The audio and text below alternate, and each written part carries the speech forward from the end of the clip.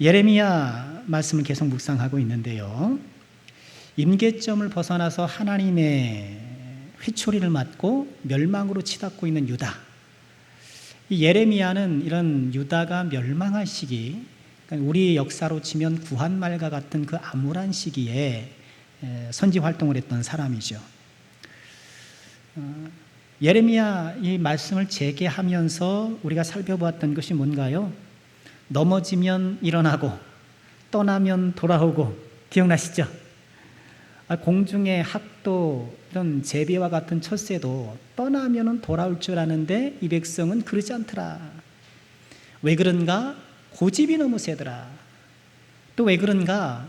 그들의 마음속에 하나님의 말씀이 스며있질 않는다. 제비는 본능적으로 떠날 때와 돌아올 때를 아는데 이 이스라엘 백성들, 유다 백성들은 그 마음에 하나님의 말씀이 없어서, 규례가 없어서 그렇지 못하다라는 거예요. 또 우리가 지난 시간에 어떤 말씀을 배웠습니까? 2주 전이죠, 벌써.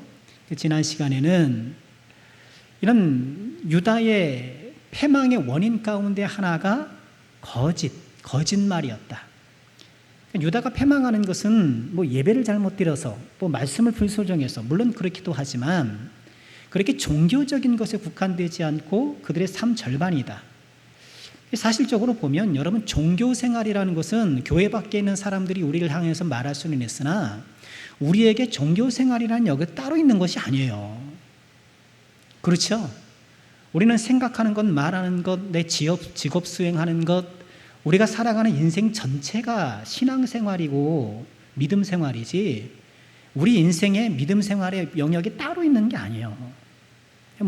이해를 돕기 위해서 그냥 종교 생활 이렇게 얘기도 합니다만, 유다가 멸망한 이유는 그렇게 종교 생활을 잘못해서가 아니라 그 삶 전반에 거짓이 퍼져 있기 때문에, 그 거짓말이라는 것이 개인의 인격과 습관을 넘어서서 사회에서 자기 실현을 하는 도구화가 되어버린 것, 이 거짓이 팽배하게 되었던 것. 그러니 이런 유다를, 이런 사회를 내가 어떻게 징벌하지 않을 수 있겠느냐, 이렇게 말씀하시잖아요. 자, 오늘 우리가 10장을 함께 읽었는데 오늘 10장의 주제는 다시 한번 우상 숭배에 대한 질책이에요. 하나님을 떠나서 우상을 섬긴 것. 정확히 표현하자면 유다는 하나님을 버리지는 않았다라고 항변할 거예요. 왜냐하면 여전히 성전이 있었고 성전 제사가 여전히 있었고, 요시아의 종교개혁 이후에 어쨌든 그런 종교적인 외형은 살아 있었거든요. 그러나 그렇게 종교 생활에 외피는 살아있지만 내용이 없었죠. 하나님을 외면하고 하나님을 의지하지 않고 하나님과 함께하는 삶이 철저히 없었던 것. 그리고 우상을 섬기는 것. 오늘은 이렇게 우상을 섬기는 유다를 질책하는데, 오늘 말씀의 전반적인 내용은 우상의 무능함을 드러내요. 자, 우상의 무능함을 어떻게 드러내고 있나요? 우리 3절 말씀 보면, 여러 나라의 풍습은 헛된 것이니 삼림에서 뱃나무요 기슬공의 두 손이 도끼로 만든 것이다. 여러 나라의 풍습, 그러니까 우상 숭배가 풍습으로, 관습으로 자리를 딱 잡은 거예요. 딱 잡고 있는데 그것이 뭐다는 거예요? 헛되다. 헛된 것만큼 여러분 기운 빠지는 게 어디 있습니까? 제일 힘든 게, 제일 속상한 게 뭐예요? 헛수고한 거. 하루 종일 했는데, 그냥 몇 년을 거쳐서 했는데 헛수고 돼버리는 거, 그것만큼 허망한 게 없잖아요. 우상을 섬기는 것은 헛된 거라는 거예요. 삼림에서 벤 나무요, 나무를 베어냈잖아요. 그러니 뿌리가 없고 생명이 없는 거죠. 기술공이 두 손의 도끼로 만든 것이다. 뚝딱뚝딱 해서 기술공이 만들었던 것이죠. 아마 나무 우상이었나 봐요. 또 4절 말씀 보면, 그들이 은과 금으로 그것을 꾸미고 못과 장도리로 그것을 든든히 하여 흔들리지 않게 하나니. 기껏 만들었는데 혼자 서지도 못해. 우상이요. 그러니까 어떻게 해요? 앉혀놔. 설 수 없으니까 앉혀놓는 거예요.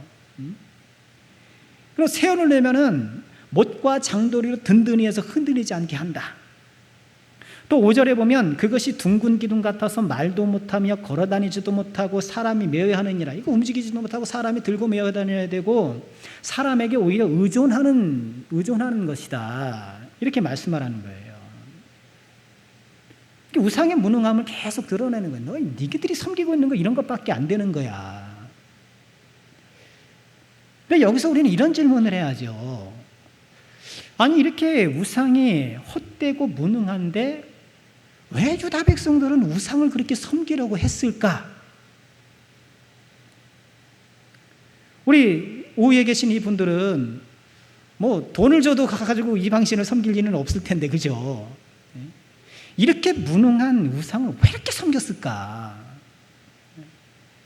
거기에는 우상의 악한 매력이 몇 가지가 있기 때문에 그래요. 그전에도 비슷한 말씀을 한번 드린 적이 있는데 악한 매력이 있어요. 한 3가지로만 정리해 볼게요. 첫째는 다수의 매력이에요. 2절 말씀 다시 보실까요? 2절 말씀 보시면 여호와께서 이와 같이 말씀하시되 여러 나라의 길을 배우지 말라. 여러 나라. 3절에도 나오죠. 여러 나라의 풍수. 이스라엘 유다 백성들이 살았던 그 지역 세계를 보면 다 우상 섬기는 나라였던 거예요. 다수가 우상을 섬기는 거예요. 오직 여호와를 섬기는 나라와 민족은 어디뿐이에요? 유다뿐이에요. 다수의 매력. 이 다수는 매력이 있어요. 힘력이잖아요. 힘이 있단 말이에요. 다수는 위로를 줘요. 선생님한테 나만 혼나면 속상한데 여럿이 혼나면 어떻게 돼요? 위안이 돼요. 그죠? 코로나가 처음 퍼지기 시작했을 때 처음 막 전염된 분들은 죄책감 비슷한 걸 느꼈단 말이에요. 내가 이게 부주의했나? 그렇게 비춰지고 그런 시선이 없진 않았어요. 그렇죠? 그런데 지금은 지난주인가요? 코로나 누적 확진자가 우리나라 2천만 명이 넘어섰대요. 안 걸린 분들, 아직도 안 걸린 분들은 계시죠. 그러니까 2천만 명이니까 성인 중에 적어도 둘 중에 하나는 걸린 거예요. 그러니 지금은 뭐 코로나 걸렸다고 해서 막 죄책감 걸리고 막 그럴 필요도 없거니와 그렇지도 않죠, 이제는. 다수는 위로를 줘요. 다수의 힘이에요. 또 다수는 용기를 줘요. 시위할 때 혼자 시위하는 것보다 여럿이 시위하는 게 좋은 거예요. 여럿이 시위해야 힘이 나는 거예요. 혼자 목소리는 들리지도 않아요. 또 다수는 이 민주주의 사회에서 결정을 하는 힘을 가져요. 다수가 결정하면 되는 거잖아요. 지난 대통령 선거에서 몇 %로 차이가 났습니까? 0.7인가? 그죠? 1%가 안 되나요? 그렇죠? 하여튼 뭐 차이도 아닌 차이로 판결이 이게 그 승부가 났잖아요. 어쨌든 조금이라도 다수면은 이기는 거예요. 그렇죠? 다시에 비슷하니까 다시에 이렇게 안 되나고요. 조금이라도 높으면 조금이라도 다수면은 결정권을 갖는 거예요. 다수의 매력. 주변을 달려보면 다 우상 섬기거든요. 나 여호와 섬기는 게 맞나? 그런 거예요. 오늘날 왜 예수님을 믿는 사람이 적은가? 우리 주변에 보면 예수님 믿는 사람들이 정말 적어요. 우리 청년 학생은 정말 적어요. 그래도 제가 청년 학생 이럴 때는 예수 믿는 친구들이 많았어요. 저는 미션 스쿨을 다녀서도 그렇기도 했지만, 그래서 예수 믿는다라는 어떤 그런 걸 드러내는 게 쉬웠던 환경이기도 하지만, 예수 믿는 친구들 어렵지 않게 봤단 말이에요. 근데 요즘 학생들 보면, 청년들 보면 예수 믿는 사람 만나기가 쉽지 않아요. 왜 예수를 믿는 사람이 적은가? 여러 이유가 있을 수 있겠지만 그 가운데 하나가 예수 믿는 사람이 적기 때문이에요. 일종의 순환 논리가 될 수 있겠습니다만. 사람들이 너도 나도 예수 믿고 너도 나도 교회 다니고, 그렇죠? 처음에 이제 교회가 막 생기고 우리나라에 부흥이 일어날 때에는 이 사람도 예수 믿고, 그렇죠? 면장님도 예수 믿고 이장님도 예수 믿고 이렇게 저렇게 이렇게 예수 믿는 사람이 주변에 있으니까 막 교회에 관심 갖고 야 나도 한번 나가볼까? 막 이렇게 됐던 것이죠. 다수라는 이 우상의 힘, 이 세상은 다수예요. 예수 믿는 사람은 소수예요. 그러나 이 다수의 악한 매력이 팽배한 이 세상 속에서 우리는 선택된 소수, 은혜의 소수라는 그런 영적 자부심을 가져야 돼요. 이게 우리에게 꼭 필요해요. 내가 예수 믿는다는 사실을 자꾸 숨기고 쭈삣쭈삣 할 것이 아니라, 비록 내 주에 예수 믿는 사람이 나 하나밖에 없다 하더라도 나는 예수님 믿습니다. 나는 하나님의 자녀입니다. 이렇게 당당하게 고백하는 선택된 소수, 은혜의 소수로서의 자부심을 우리가 가져야 하는 거예요. 우상이 가지고 있는 또 하나의 매력은요, 번영의 매력이에요. 유다 사람들이 가만 보니까 우상 섬기는 이방 나라들이 잘 되는 거예요. 여기에 이게 참 흔들리는 거예요. 애굽을 보세요. 유다가 애굽하고 인접이 있으니까, 조선이 청나라와 인접이 있을 때 계속 이제 역사적으로 주고받았던 것처럼 애굽과 유다가 밀접한 관계에 있었기 때문에 계속 이렇게 서로 이렇게 연관된 게 많단 말이에요. 그런데 애굽은 내내 강자예요.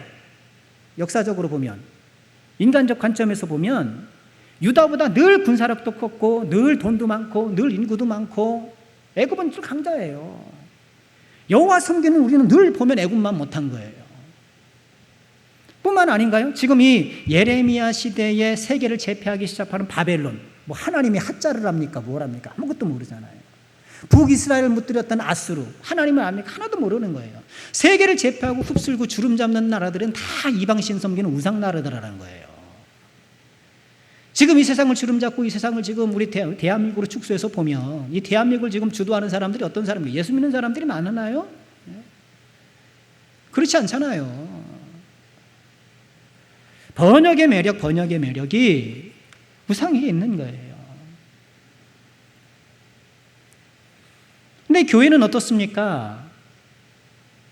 한때는 기복신앙이 팽배해가지고요, 그리고 번영을 악용했던 그런 슬픈 역사도 있지만, 예수를 믿는 이 우리 신앙 세계에서 어떤 번영이라는 것은 하나님의 축복이면서 동시에 우리가 또 경계해야 될 이런 이중적인 면을 갖고 있단 말이에요. 내 영혼이 잘된 같이 내가 범사가 잘되고 강건한 하나님의 축복의 영이 있지만, 하나님의 축복으로 우리가 기쁘게 받으면서도 잘 관리하고 조심하게 다뤄야 될 조심성이 또 요구되는 부분이란 말이에요. 세상은 그런 것이 없잖아요. 번영을 해서 막 달려가잖아요. 돈 버는데 그죠? 돈 버는데 뭐가 문제예요? 그냥 막 하고 싶은 거 막 하잖아요. 근데 예수 믿으면 번영을 위해서 할 수 있는 것도 좀 하지 말아야 되고, 뭔가 이렇게 제약이 있잖아요. 불편하죠. 예수 믿고 그러면. 여러분 어때요? 세상 살아가시면서 지금 직장생활 사업하시고 하시면서 예수 믿으면 편해요, 불편해요?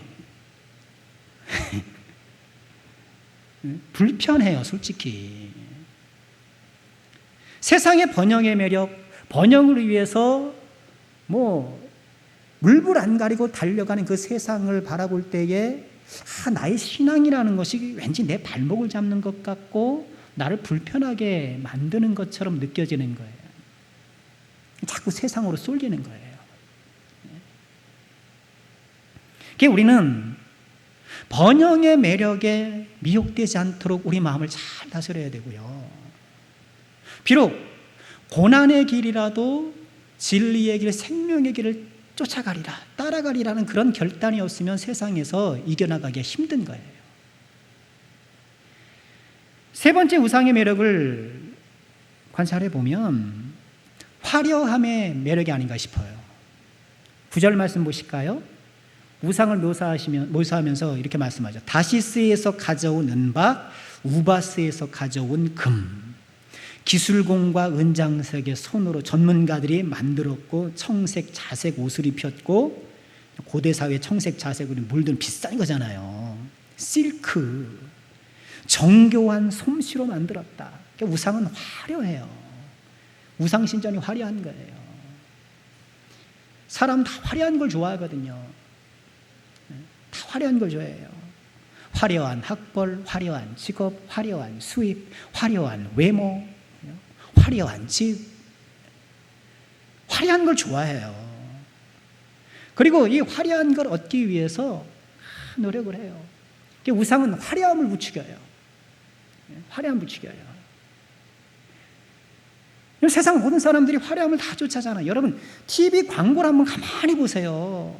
얼마나 화려함을 자랑하고 화려함으로 유혹하고 있는가. 여기 한번 가보시라고. 코로나 풀렸으니까 여기 한번 꼭 가봐야 된다라고. 자, 이런 데 한번 살아보라고.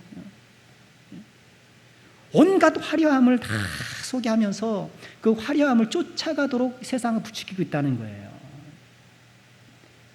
그 화려함에 붙들리다 보니까 남들보다 화려하면 우월감을, 그렇지 못하면 열등감을. 화려함은 그 옆에 비교의식을 항상 달고 다니거든요.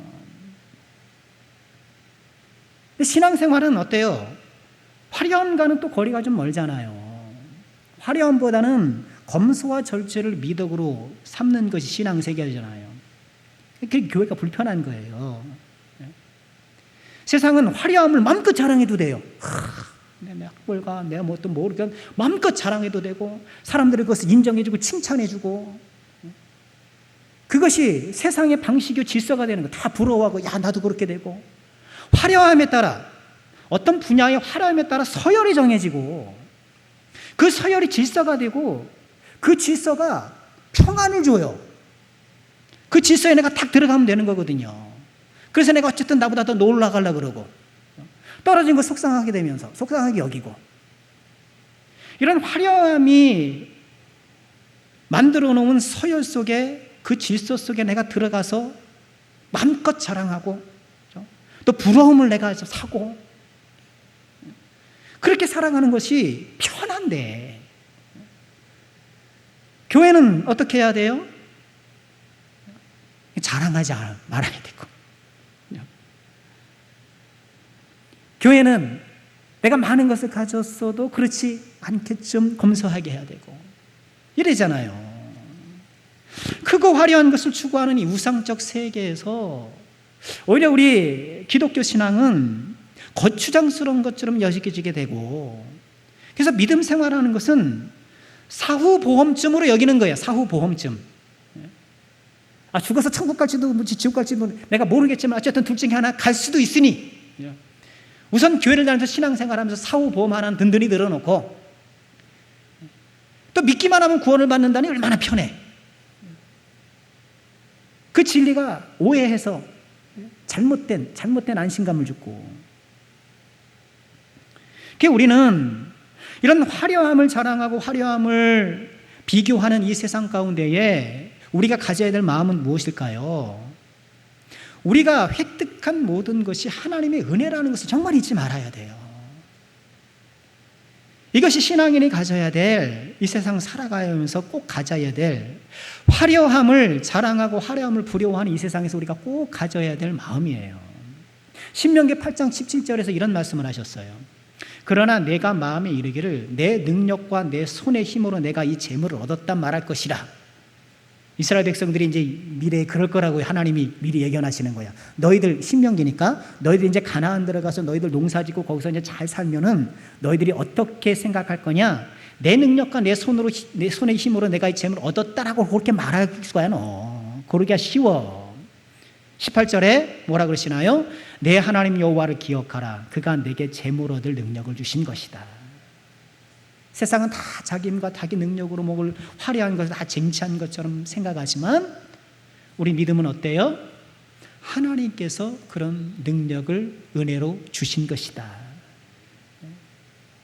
능력과 성과를 자랑하는 이 시대에 우리는 모든 것을 하나님께 은혜로 돌리고 하나님께 영광을 돌려드리는 이런 겸손한 사람으로 살아가야 하는 것이죠.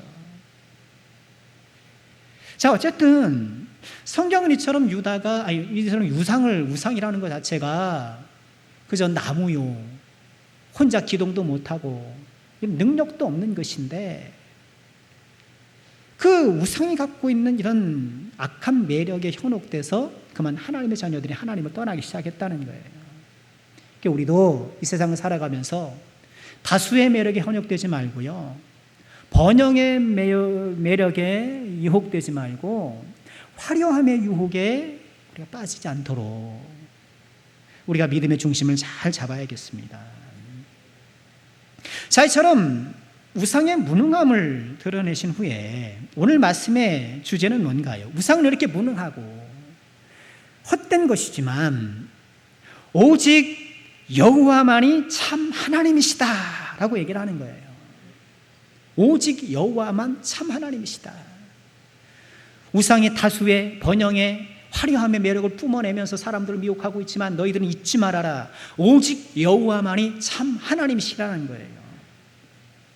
어떤 면에서 그런가? 오늘 말씀은 두 가지를 얘기해요. 첫 번째는 오직 여호와께만 생명이 있기 때문에 그렇습니다. 자, 3절 말씀 다시 한번 보실까요? 여덟 하나의 풍습은 헛된 것이니 삼림에서 벤 나무요 기슬공의 두 손이 도끼로 만든 것이다. 즉 생명이 없다라고 말씀하시는 거예요. 뭐가? 우상이. 반면에 누가 생명 있는 거예요? 여호와 하나님께 생명이 있다라는 거예요. 우리가 이것을 꼭 기억해야 합니다. 세상은 다수의 매력으로, 번영의 매력으로, 화려함의 매력으로 우리를 유혹하고 있지만 있어 보이고 그럴듯해 보이지만 거기엔 뭐가 없어요? 생명이 없어요. 거기엔 생명이 없어요. 오직 하나님께만 생명이 있어요. 시편 36편 9절에 보면 같이 한번 읽어볼까요? 시작. 진실로 생명의 원천이 주께 있사오니 주의 비단에서 우리가 빛을 보리이다. 생명의 원천이 주께 있사오니. 하나님의 생명의 원천이라는 거예요. 모든 생명을 주관하신 하나님. 세상을 창조하실 때에 이 세상의 모든 생명을 하나님께서 주신 것이잖아요. 또 예수님 뭐라고 말씀하셨나요? 우리 오전에도 같이 인용했던 말씀인데 요한복음 14장 6절 말씀이죠. 내가 곧 길이요 진리요 생명이라. 생명이라. 예수님이 길인 것도 참 중요하죠. 내가 어떤 길을 따라 이 세상을 살아갈 것인가? 예수. 내가 무엇을 진리 삼아 붙들고 살아갈 것인가? 예수. 길과 진리는 중요해요. 그런데 길과 진리가 중요한 이유는 예수님이 생명이시기 때문에 그래요. 생명이 없는데 길은들 뭐하고, 생명이 없는데 진리는 뭐하겠습니까? 또 그럴 수도 없는 것이죠. 예수 안에 생명이 있는 것. 우리가 이 세상을 살아가면서 비록 세상의 다수와 세상의 번영과 세상의 화려함을 우리가 충분히 누리고 맛보며 살지 못한다 하더라도 내 안에 예수님이 계심을 통하여서 영원한 생명을 얻었다라는 것, 영원한 생명이 나에게 있다라는 것, 우리가 이것을 꼭 기억하시고, 이 세상의 화려함은 뿌리 뽑힌 식물이에요. 뿌리 뽑힌 식물. 식물을 뿌리 뽑으면 어떻습니까? 잠깐 시들기 전까지는 푸르름이 유지되잖아요. 그러니까 빨리 쳐가지고 김치도 하고 해야 되잖아요. 썩기 전에. 그렇죠? 뿌리 뽑힌 나무가, 뿌리 뽑힌 채소가 잠깐 푸르름을 유지하는 것처럼 보이지만 그런 것처럼 이 세상의 화려함이 그렇다라는 거예요. 잠깐 화려하고 매력 있고 좋아 보이고 최고인 것 같고 전부인 것 같고 그렇지만 뿌리가 없어요. 생명이 없어요. 오직 예수 안에 생명이 있다라는 것, 나에게 참 생명 주심을 우리가 다시 한번 감사하고, 나에게 영생을 주셨다는 것, 천국을 주셨다는 것, 부활의 소망을 주셨다는 것을 다시 한번 기억하고 이 하나님을 온전히 섬기며 나가는 우리 모두가 꼭 될 수 있기를 주님의 이름으로 축원합니다. 두 번째로 여호와만이 참 하나님이신 이유는 오직 여호와만이 복과 화를 줄 수 있기 때문이에요. 자, 5절 말씀 보실까요? 그것이 우상이 둥근 기둥 같아서 말도 못하며 걸어다니지도 못하므로 사람이 메어야 하느니라. 그것의 형태, 유상의 형태상의 무능함, 나무, 기둥, 그죠? 근데 형태상의 무능함뿐만 아니라 그것이 그들에게 화를 주거나 복을 주지 못하나니 기능상의 무능함이라는 거예요. 그들에게 화를 주거나 사람에게 화를 주거나 복을 주지 못한다는 거예요. 그러니 우리 예수 믿는 사람들은 이 확고한 믿음이 있기 때문에 세상 사람들은 이런 것에 사로잡혀 살아가잖아요. 그 이사를 해도 손 없는 날 뭐 이런 거 쫓아다니고. 여러분 그러세요? 어떤 날 이사하세요? 이사하기 쉬운 날 이사하시는 거예요. 손 없는 날 쫓아가고. 뭐 하면 부정 타가지고 뭐 어쩌고 저쩌고. 그런 거에 사로잡혀 살아가니까 마치 그것이 복을 주고 화를 주는 양 막 그런 거예요. 1절에도 말씀드렸지 않습니까? 제가 먼저 섬기던 교회에서 이제 그 사택으로 이사를 갔는데 먼저 살던 집주인 이사 가고 제가 거기 살아가는데요. 살러 들어가는데 바깥으로 나가는 현관 문지방에 그 도배 안에 칼이 딱 들어가 있는 거예요. 아니 이게 뭐야? 그 집 구경하고 이제 계약을 하기 앞서 집을 한번 돌아보잖아요. 집 구경하고 나오는데 그 현관 문 앞에 칼이 이제 칼날이 보이진 않죠. 도배를 해서 버렸으니까 칼을 벽에다 놓고 도배를 한 거예요. 목에서 이 들어오는 악기내가 이 칼로 다 죽이는 거 아닙니까? 그죠? 뭐 그런 의미겠죠. 모르긴 몰라도. 보니까 뭐 형광등 밑에 부적 달아놓고 뭐 해놓고 온갖 잔뜩 그냥 그런 것들 집안에 가득하더라고요. 뭐 부적 붙여가지고 뭐 하면 뭐 된 줄 알고. 복과 화를 주시는 것은 오늘 말씀은 분명히 말씀하세요. 누구라고요? 하나님이에요. 하나님만이 복도 주고 화를 주시는 거예요. 그래서 좀 전에 뭐를 주신다고? 생명의 주님이라 그랬잖아요. 생명. 그리고 복과 화. 그래서 우리가 기도할 때 뭐라 그래요? 생사화복을 주관하시는 여호와 아버지 하나님. 그렇죠? 생사화복. 기도는 그렇게 하면서 뭐 하면 이제 복 못 받을까봐, 뭐 부정 탈까봐 벌벌 떨고 살면 안 되죠. 생사화복을 주관하시는 하나님. 그 말씀이 어디 나오는가? 신명기 30장 15절에 나와요. 같이 한번 보실까요? 함께 읽겠습니다. 시작. 보라, 내가 오늘 생명과 복과 사망과 화를 내 앞에 두었나니 생사화복을 누가 주관하신다고요? 누가 두신다고? 내가 하나님이 생사화복을 주관하시는 것이지 우상이 아니에요.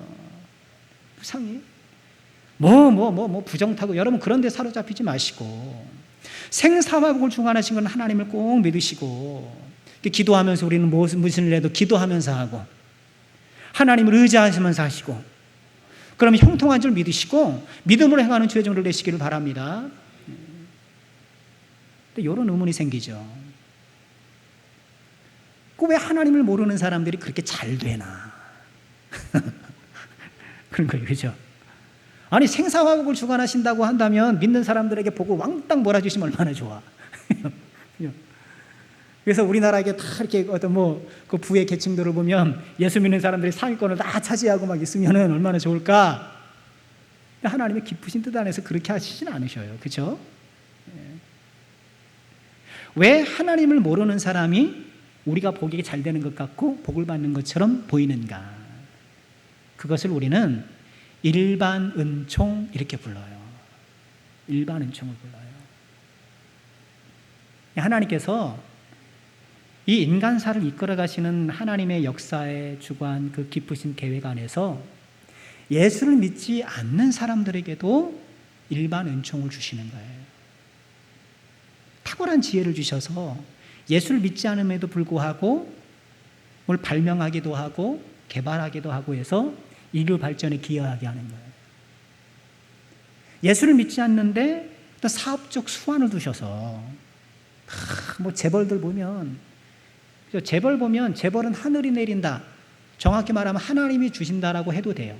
물론 그 안을 들여다보면 뭔가 부정부패도 있을 수 있겠으나 큰 그림에서 보면 하나님이 주신다라고 하는 거예요.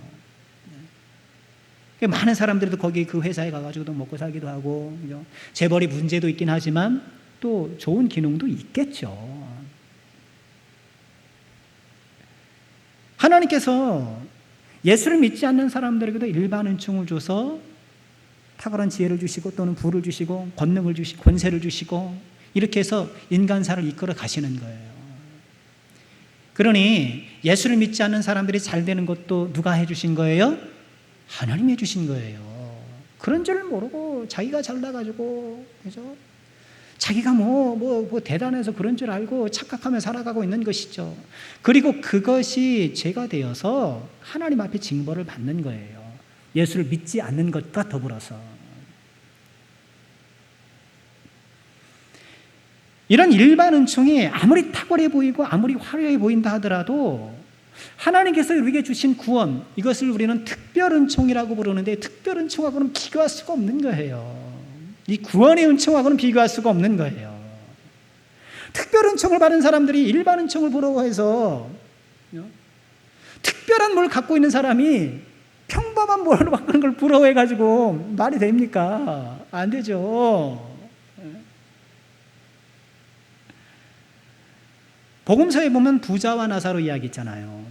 부자와 나사로 이야기. 부자는 일반 은총 말씀을 드렸는데 일반 은총 쪽 관점에서 보면 일반 은총을 많이 받은 사람이에요. 고대 사회에서 부는 신분적으로 세습하는 거예요.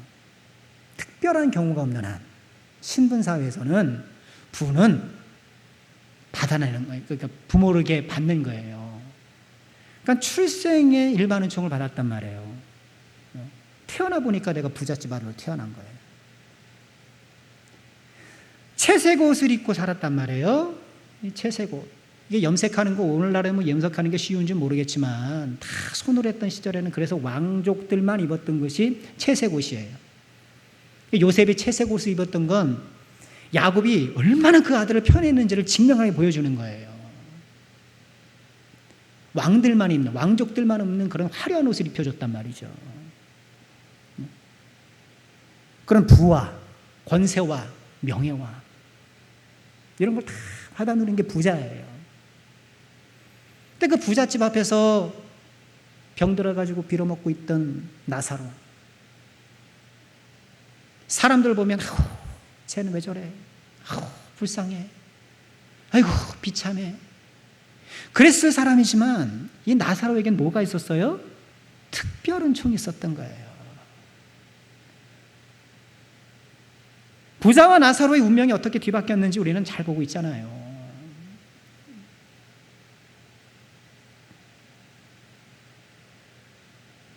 하나님만이 복과 줄 수 있는 것 우리가 기억하시고요. 비록 내가 세상에 많은 것들을 소유하지 못하고 많은 걸 갖지 못했다 하더라도 나에게 주신 예수 그리스도의 믿음의 특별 은총이 얼마나 나에게 귀한가, 이것이 얼마나 소중한 것인가, 이걸 마음에 품고 이런 하나님의 은혜를 마음에 품고 살아가는 사람에게는 어떤 실존이 나타나는가. 고린도후서 6장 9절에 이런 말씀이 있어요. 무명한 자 같으나 유명한 자요. 이 세상을 살아가면 무명한 자 같은 거예요. 우리가 다 무명하죠, 그죠? 예? 우리가 오늘 죽는다고 해서 신문에 부고 한 장 나가겠습니까? 뉴스에 한 줄 뉴스 앵커가 말하는 뉴스는커녕 자막으로 나가는 그 뉴스로 나오겠습니까? 우리 같은 사람이 소시민이 죽는다 한들, 우리는 이 세상에서 무명한 자 같이 사느나 어떻다고요? 하나님 앞에서 유명한 자요. 죽은 자 같으나 죽은 듯이 살아요. 우리는 다 죽은 듯이 살잖아요, 그죠? 죽은 듯이 살아가요. 죽은 듯이 살아가요. 있는 듯 없는 듯 살아가죠. 이 대한민국에 하나 있는 듯 없는 듯 그게 무슨 티가 나겠습니까? 죽은 자 같으나 보라 우리가 살아있고 징계를 받는 것 같으나 결코 죽임을 당하지 않고 생명이 있고, 근심하는 자 같으나 항상 기뻐하고, 저 사람은 이렇게 근심거리가 많아 저렇게 막 옆에서 걱정해 주는 거예요. 저렇게 안 돼서 어떡하나, 자식이 저렇게 속에서 어떡하나, 저렇게 또 사업이 안 돼서 어떡하나, 다 옆에서 걱정해주고 근심해주고 있는데 정작 그 사람은 어때요? 항상 기뻐하고 가난한 자 같으나 자기가 부유한 것을 넘어서 어떻게 해요? 많은 사람을 부유하게 하고, 아무것도 없는 자 같으나 모든 것을 가진 자로다. 멋있는 그리스도는 아닙니까? 어떨 때요? 여호와께서 복과 화를 주신다는 것 때, 하나님께서 우리 인생을 주관하시고 내 인생을 붙들으시고 내 인생을 이끌어 가신다는 것을 아는 사람은 마음이 자유로운 거예요. 우리가 이 믿음을 가져야 되지 않겠습니까? 세상은 다수의 매력으로, 세상은 번영의 매력으로, 화려함의 매력으로 계속 우리를 계속 옆에서 유혹하고 있는 가운데에 우리 자칫 그 유혹에 넘어가가지고 내가 화려하지 못한 것 때문에 낙심하고, 번영하지 못한 게 실망하고, 내가 다수에 들어가지 못한 것 때문에 내가 마음이 쪼그라들고 이렇게 살 것이 아니라, 인생을 주관하시는 하나님, 복과 화를 주시는 이 생사화복을 주관하시는 하나님이 나와 함께 하시는 믿고, 그 하나님 안에서 무능한 자 같으나 유명하고, 죽은 자 같으나 살아있고, 징계를 받는 것 같으나 결코 죽임을 당하지 아니하고, 근심하는 자 같으나 항상 기뻐하고, 아무것도 없는 것 같으나 모든 것을 가진 사람으로 살아가는 것, 이 믿음의 신비가 우리 것이 되어야 되지 않겠습니까? 자, 말씀을 정리해 볼까 합니다.